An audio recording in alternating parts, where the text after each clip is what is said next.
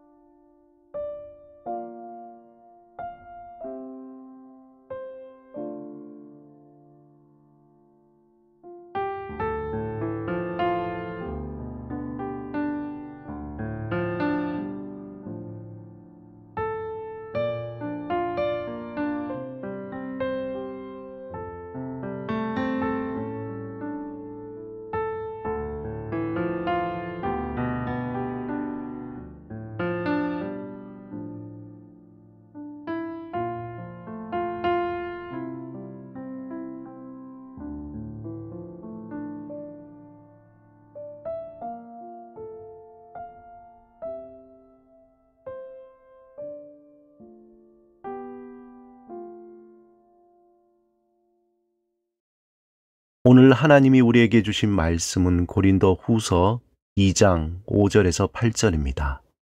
함께 말씀을 읽고 우리에게 들려주시는 음성을 듣겠습니다. 근심하게 한 자가 있었을지라도 나를 근심하게 한 것이 아니요 어느 정도 너희 모두를 근심하게 한 것이니 어느 정도라 함은 내가 너무 지나치게 말하지 아니하려 함이라. 이러한 사람은 많은 사람에게서 벌 받는 것이 마땅하도다. 그런즉 너희는 차라리 그를 용서하고 위로할 것이니 그가 너무 많은 근심에 잠길까 두려워하노라. 그러므로 너희를 권하노니 사랑을 그들에게 나타내라. 우리의 삶에는 늘 아픈 손가락과 같은 사람이나 상황이 있습니다. 이 사람만 아니면, 이 일만 아니면 마음 좀 편하게 살 텐데 하는 생각을 하게 합니다. 바울에게도 고린도 교회에 그의 마음을 아프게 하는 사람이 있었습니다. 바울이 고린도 교회를 방문했다가 그곳에서 그 사람에게 큰 봉변을 당했던 것 같습니다. 그의 편지에는 그 사람이 어떤 사람인지 또 어떤 일을 당했는지 자세히 나와 있지 않습니다.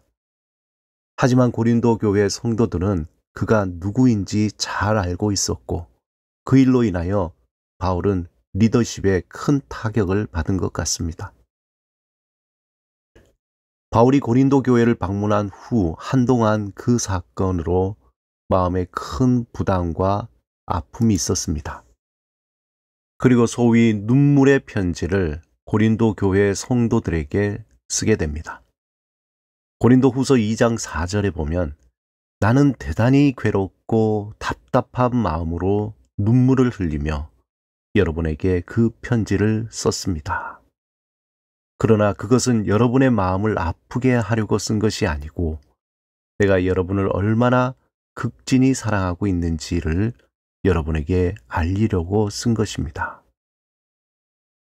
그런데 이 편지가 고린도 교회 성도들에게 큰 충격을 주었고 영적인 각성이 일어나는 계기가 되었습니다. 이 편지를 시작으로 교회의 회개와 각성 가운데 바울을 괴롭게 한 이에 대한 징계에 대해 심각하게 논의가 된 것 같습니다. 이러한 소식을 듣게 된 바울은 교회를 향해 편지를 쓰게 되고 오늘 본문에서 그를 용서하고 위로하라고 권면합니다.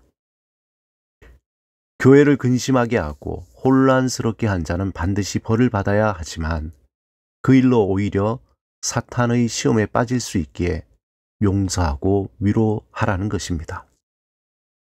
오늘 본문 7절에 그런즉 너희는 차라리 그를 용서하고 위로할 것이니 그가 너무 많은 근심에 잠길까 두려워하노라.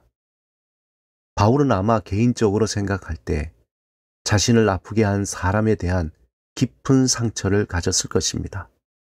그로 인해 실망하고 낙심이 되며 심지어 분노했을 겁니다.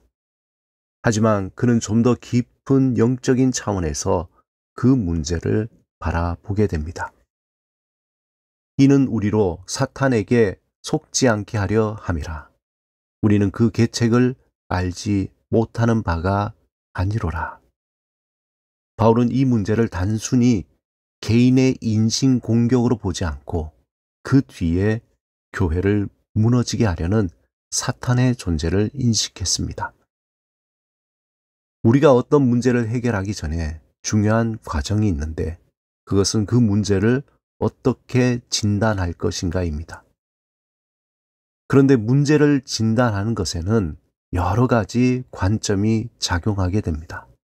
작게는 개인의 감정이나 관계 차원에서 볼 것인지, 또 넓게는 경제적인, 정치적인, 환경적인 여러 가지 다양한 관점에서 그 문제를 볼 것인지 진단해야 합니다. 바울은 이 문제를 단순히 개인의 차원이 아닌 하나님의 사랑의 관점에서 바라보며 진단했습니다.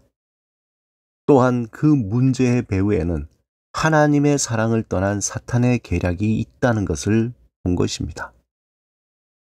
사탄은 교회 안에 서로 미워하게 하며 다툼과 분쟁을 일으켜 공동체를 무너지게 하는 것이 목적입니다.